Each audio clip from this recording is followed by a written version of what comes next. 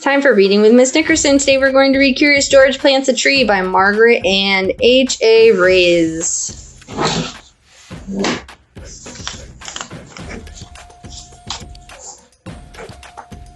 George was a good little monkey and always very curious. Today was a good day to be curious. The man with the yellow hat was taking George to the Science Museum. The museum was one of George's favorite places. There was always something new to see and interesting to learn. Often, there was a special exhibit. George wanted to know what it was today. But first, he had to make his favorite museum stops. The rocket room, the mirror maze, and the butterfly space. Finally, George and his friend made it to the special exhibits room. The sign read, "How you can take care of our planet." George learned many things. How all people, animals, plants, air, and water on the planet make up the environment. How trees help keep the air clean, and how people can help protect the environment from pollution and too much trash.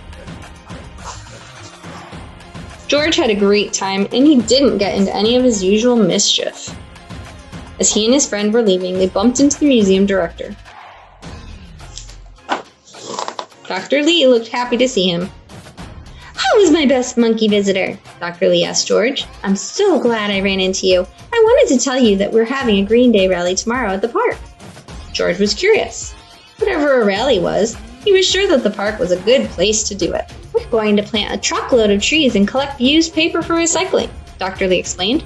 "We didn't have much time to advertise. We need lots of volunteers. How would you like to help out?" There was nothing that George liked better than to help. "What a great idea," the man agreed. "We'll be there."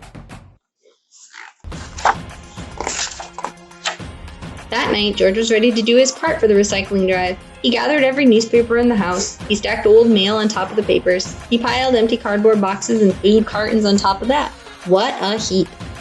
What more could he add? George scratched his head. Then he took several books off his bedroom shelf. Just as George was about to add them to his recycling pile, someone lifted the books out of his hands. "Not so fast, George," the man said. "These books are made of paper, all right, but you can read and enjoy them many times. And when you're done, you can donate them to other kids or your library.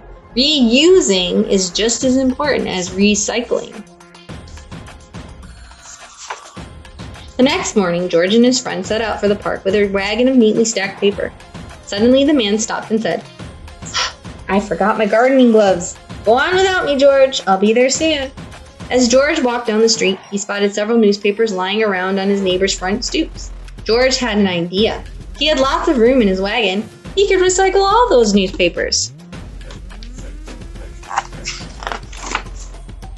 And the newspapers were not the only things he could recycle. He noticed a stack of paper cups sitting on a table under a tree. Into the wagon they went. So did a pile of magazines. And a heap of papers someone left on the sidewalk.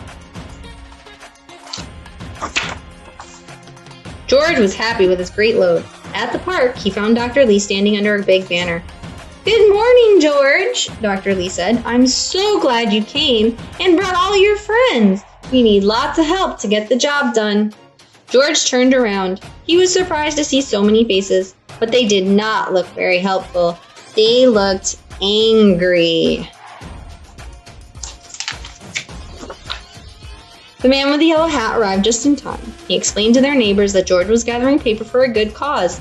They were no longer mad. They even stayed to help plant the trees.